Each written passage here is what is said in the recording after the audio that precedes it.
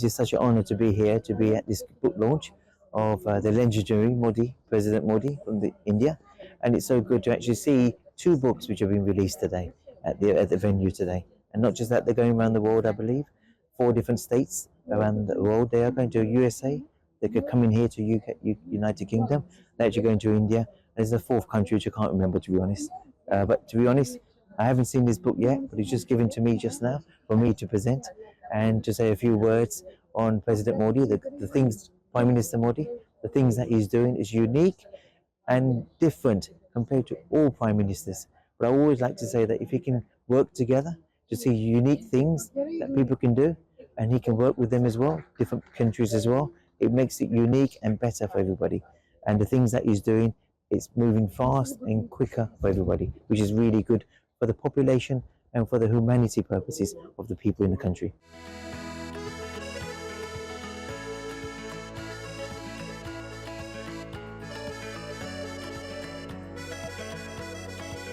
Well, there's no doubt that the position of India on the world stage is now much greater than it was 9 years ago. It is taking a lead in many areas, not just economically, but also socially and culturally as well. I think there is clearly a big dramatic shift in the economy as ideas, thinking, dramatic new developments in terms of production and being able to manufacture globally and export globally. But also, I'm very much keen on what India has been able to contribute to the world in our understanding of diversity, our understanding of different cultures, our understanding of ourselves as we get reflected through the views of other people. And I congratulate India. It is certainly on the move. It's on the central part of the world stage. So thank you very much for all you're doing.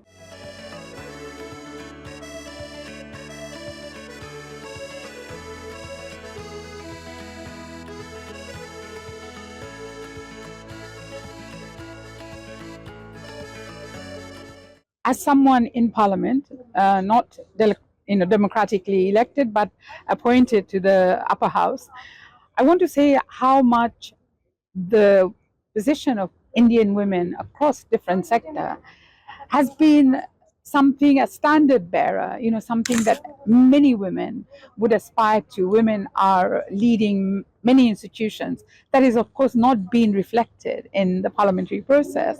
Therefore, the 33% designation of seats is absolutely critical, because it then upholds the values and the standards of wanting to achieve equality. Because without mothers, without sisters, without all the rest, without women, I think that our democratic deficit is something unhelpful, certainly not to be respected. I think that the fact that this moves up a level of credibility, I think, amongst women all over the world. And I think that this is, but I want to reiterate the fact that women of India has always held some of the most incredible positions, and they are standard bearers for many women around the world in various professions.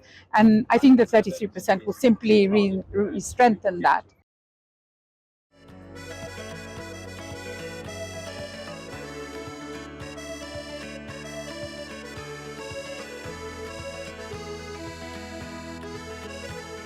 I've seen firsthand how the UK and Indian families and communities work so well together. We've got this long-standing relationship. I'm, in fact, the product of an Indian minority myself. My grandmother was a Christian Bengali, having been born in Kolkata and grew up there before she moved to Burma, Myanmar, where she met my grandfather. And so I'm so proud to have those values instilled in me, that we can continue to learn from our Indian friends as well. The philanthropy, the entrepreneurship.